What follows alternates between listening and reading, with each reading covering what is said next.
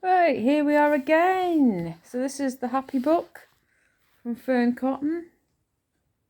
I know you can't see it too well, but that's the gist of it. So I'm going to carry on from the 12th of February, which is just as a kitten is trying to wreck the place. The 12th, it says, so basically February is about self-love and self-care and stuff like that. So yeah, the 12th of February, which was Sunday, was write a love letter to yourself. As sickening as this may sound, it's a lovely way to accept your own faults and mishaps. It allows you to nurture the potential that sits dormant and opens you up to receiving that bit more love from others. I've put, dear me, you girl are a warrior. You're a super strong person who has, sorry, I can't read my own writing, a huge heart. 5 lots of domestic abuse, mental, physical, and financial. It's made you the person you are right now, kind-hearted, full of compassion, and there for those that need you. You're learning to be you, and on your own. You're learning to be independent, taking care of yourself with wigs and makeup, looking fabulous. You're learning to pay off debts. You're what are you doing? You're learning to feel like the new person you've become. You're amazing, and I love you. So there we go. A little note to myself. What are you doing? He's found something too. Oh, this cat. Oh, I'll leave it a minute. I'm sure it can't be anything too life-threatening. So then the 13th of February, which is the Monday, yeah, that's when my son wasn't very well. Had a fit in the early hours of the morning. And it says send a Valentine's card to someone you love. It could be anyone, not just your partner or family member. There's an extra joy opening snail mail from a mate. If you really want to go to town, make one from scratch and deliver it in person tomorrow. I love a handmade card, and I've no confidence to buy a card. Person I love, and I don't say it that often, although he does give me bear hugs, is my son. He's my rock, my tower of strength, and I thank you so much for being you and getting me out of what was basically hell, giving me the strength to do it and get him out. So he's been an absolute star for that. And then he seems to know when I'm feeling on a low, and he will basically get me out of it. Which I think is a huge, huge gift, because some people would say, oh, just snap out of it, will you?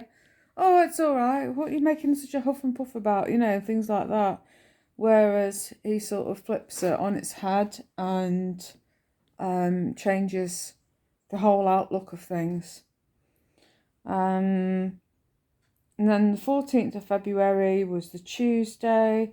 What are your favourite love songs? They might not be classic, mushy songs, but ones that simply have deep meaning for you. Write them down here and play them loudly today just for yourself. And I put Miley Cyrus, Flowers. The words of that song say it all, basically. I can buy myself flowers. Write your name in the sand. Talk to myself for hours. Yeah, love it. It's ace. And then there's Ed Sheeran, Shiver and Shape of You. Just love those songs. I just love playing them now in the car. Playing them over and over and over again. They're just great. And then the quote for February is, you owe yourself that love that you freely give to other people. The 15th of February, which is a Wednesday. What did you love doing as a kid? Sometimes we let that inner kid take a back seat, as there is so much serious stuff to contend with in grown-up life. We can get so bogged down with logistics, goals, bills, drama that we forget to simply have fun. Writing this list may make you realise just how much you've lost touch with this side of yourself. Oh, I'm definitely a big kid. Definitely.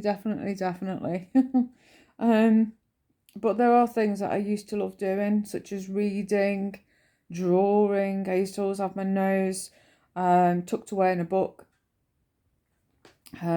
Always used to enjoy reading.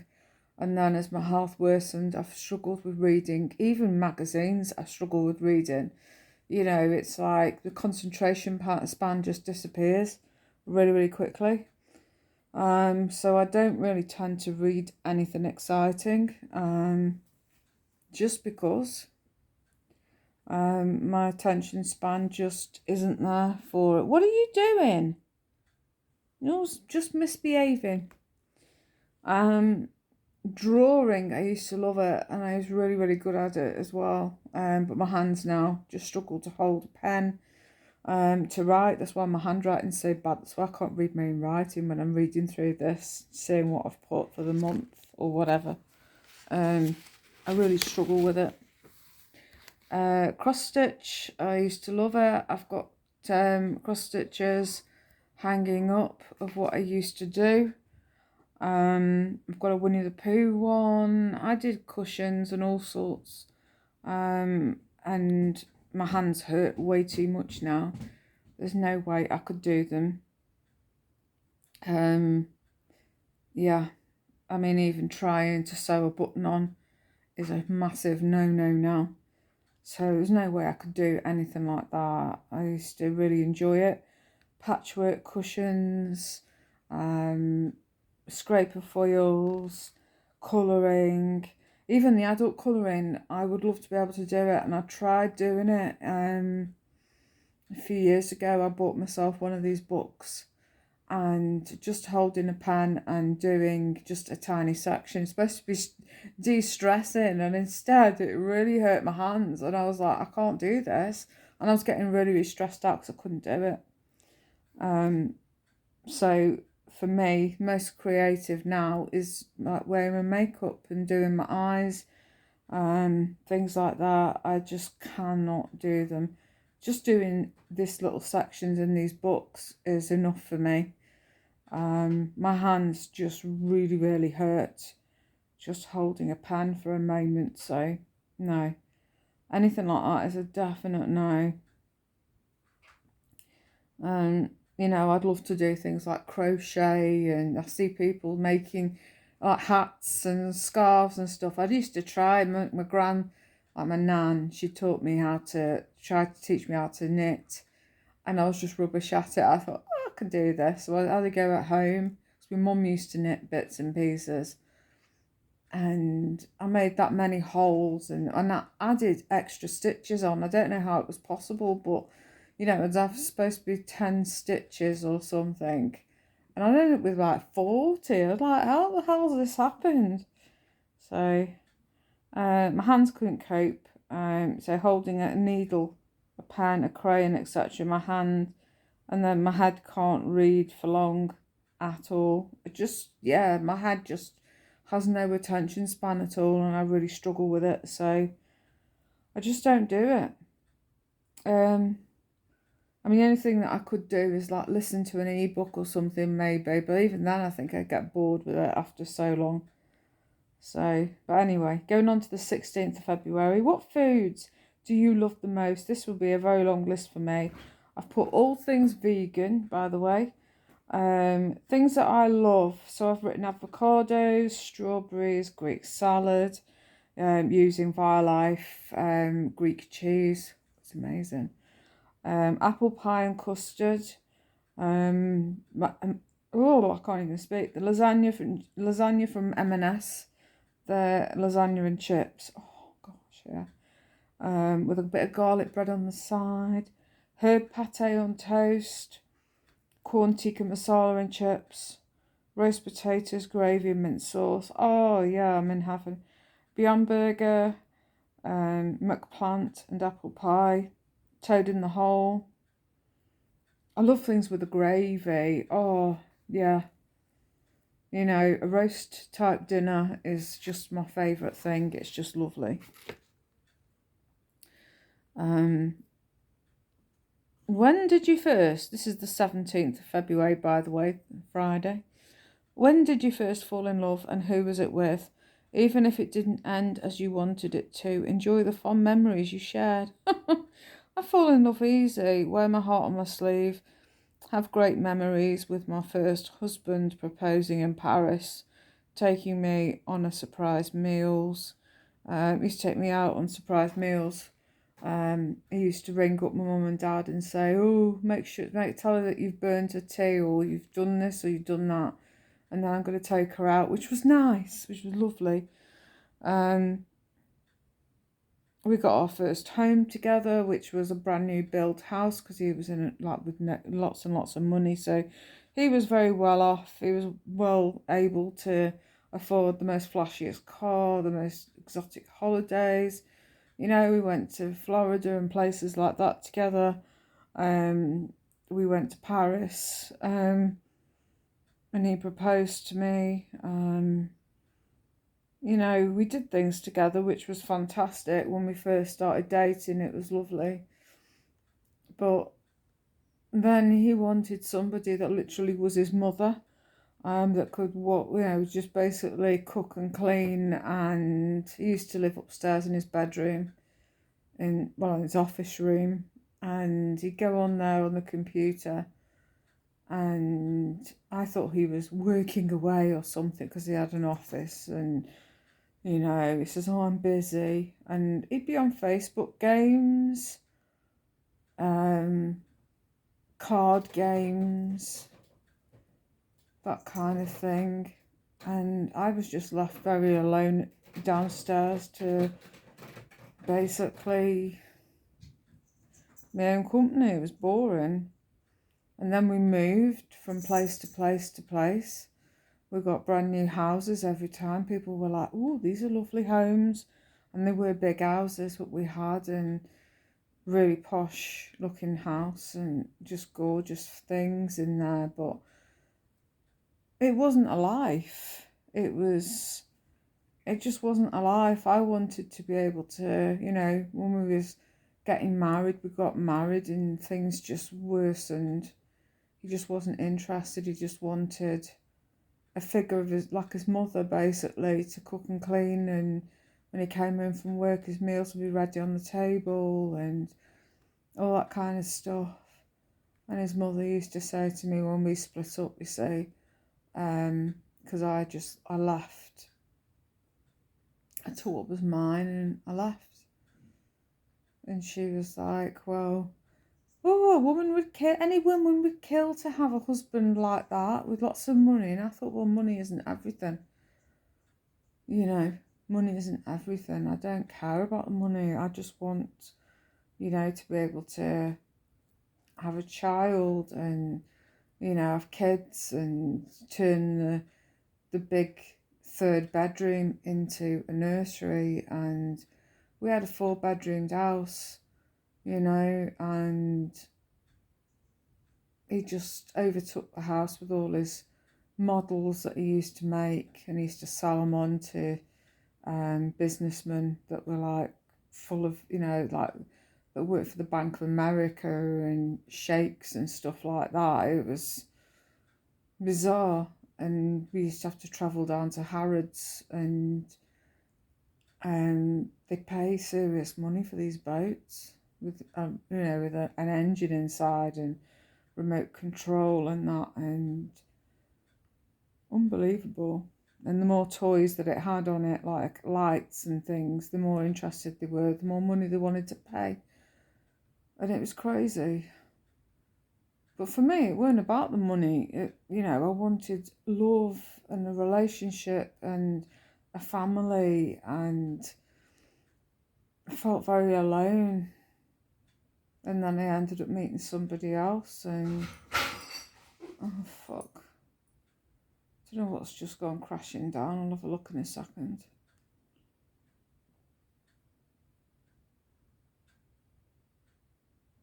I've heard something go.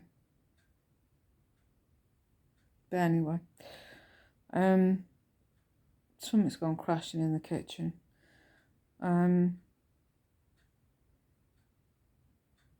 But yeah, I was gutted. You know, we had a beautiful house, nice car, nice holidays. I mean, it's like when we got married, the wedding was a big wedding with lots of people and lots of guests, and you know, we had a lot of family that come, and his mum looking me up and down in my wedding dress. You'll do, she says. I was like, what? What a comment to come out with, you know, you'll do. Not you look lovely or whatever. And everything that we organised for the wedding, I'd get from him, you know, run it past mum first, the cake. She wanted the cake making completely different. I wanted it like with chocolate on one layer, carrot cake another, and sponge on one other layer. And she was like wanting to rearrange the design of the cake, and I was like, no. No. And then I said, like, you know, who are you marrying, your mother or me, you know, kind of thing. And yeah, and that, you know, when we first got, you know, we moved, me and him, to our first home together.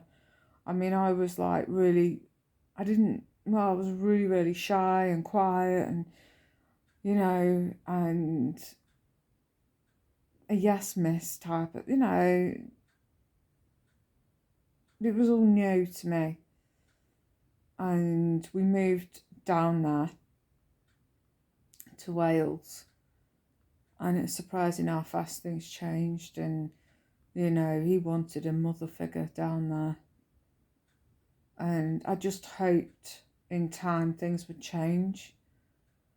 And that's why I married him. You know, I loved him, and I hoped that everything would be different, but it didn't change.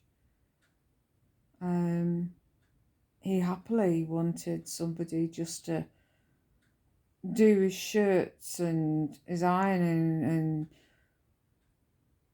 and have everything pristine, and just like our mum did it, how my mum would do things. And yeah, and that was it.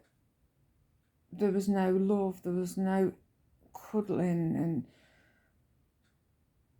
no intimate times and stuff like that. And there was none of it. He just wasn't interested in any of it. And people said to me, was he gay? And it's like, no, he wasn't gay, he just wasn't interested. It's like he wasn't interested in anything. And we never did really, you know, people, yeah, it's okay having all the material things, the nice exotic holidays and the nice car and the nice house. But if you haven't got a relationship that's, you know, full of, well, a bit of fun, you know, and wanting to move on and have children, and I mean, to go all the way on honeymoon, where people thought, oh, when you come back off honeymoon, you'll be pregnant because you're too busy having, you know, having your wicked way with each other and that. And it couldn't be more from the truth. I mean, yeah, we went all the way over there, nothing happened. He was too tired, too this, too that. Oh, it's too hot to do anything. So nothing ever happened. And I don't know. It's very bizarre. Very weird. But I look on his Facebook, I've been really nosy. And because his settings aren't set on private at all, they're all on public. And he's still on his own. It's still the same. I think he was in a relationship for a few months, and then that disappeared with some woman that I do recognise the name that he talked about when we were together. He got with her, and nothing happened, I think. And she probably got fed up of being treated as a mother figure and and ditched him as well. So yeah, it didn't happen for very long.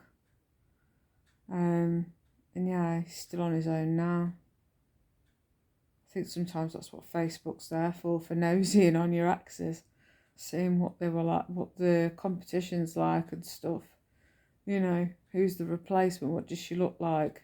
It's like my second husband, I nosed on his Facebook for a little while until his settings all got changed. And